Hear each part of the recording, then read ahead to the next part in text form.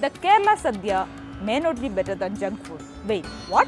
You might have heard bloggers and food influencers rave about the ultimate Kerala meal, the Sadya, for being a complete nutritional package. But how true are these claims? With rice, a variety of vegetable dishes, crispy papadams, and sweet payasams, the Kerala Sadya seems like a perfect mix of flavors and nutrients. But experts suggest that this beloved meal might not be as balanced as we think. Kerala Sadya has got excess calories, as you have already mentioned, and the protein component may be much less. And if you just look at the micronutrient distribution, that will also be maybe inadequate, because the traditional vegetarian Sadya may be having or may not be having some of the micronutrients that is present in some kind of an animal food. That is the basic thing. But the basic problem with Kerala Sadya, especially the new additions that is there recently, that make it energy dense, and sometimes it may be equivalent to a junk food. So whatever contributions given by the side dishes along with the Sadya, because of the small amount of side dish provided along with large amount of rice and so many types of sweets, make it so unhealthy. So another problem is, if you have a Kerala Sadya, the usual problem that we may encounter is you may be feeling sleepy. That itself means that you have taken a large amount of carbohydrate or energy. So one Kerala Sadya may contribute maybe 70 or 80% of the total calorie requirement for that day. Imagine that. One festive meal taking care of your entire day's calorie needs. But it is not just about calories.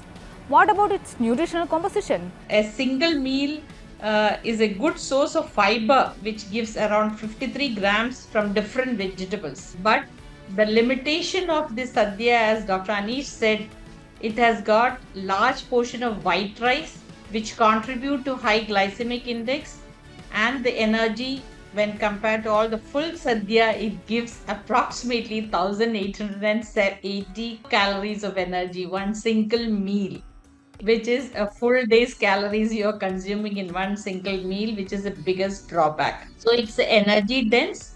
So, and it also has ghee, coconut based preparations, fried items like banana chips, papadam, which is rich in saturated fat, and the fat also in that single meal gives approximately 94 grams of fat, which is quite high. But at the same time, the macronutrient protein is not adequate, as it gives only 57 grams of protein from the parippu and small amount of the legumes which is there in it. So while Sadya is rich in fibers and flavors, it falls short in protein and goes overboard with carbs and fats. But has it always been this way? Let's take a look at how Sadya has evolved over time. These kinds of energy-rich Sadya don't have a history more than 50 years.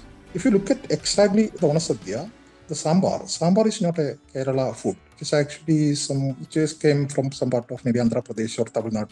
If you just look at the recent editions, you can see that it is becoming more and more worse. For example, the tuber part. So if you just roots and tubers used in our menu was it was the traditional roots and tubers we called the yam, chena, kachil, chembu, and all these stuffs were used. These were containing phytoestrogens, and the glycemic index of this food were much low. But now we are not using that kind of materials at all.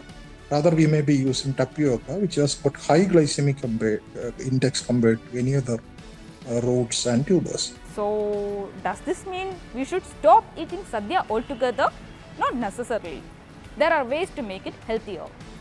So, you can make it balanced if you are purposefully just viewing it, and if you are the people who are distributing the curries, or maybe giving large amount of curries and small amount of rice, and if you restrict the payasam to a small amount, that to maybe one type of payasam, you can make it balanced. So, but that kind of a thing that you can do only at your house.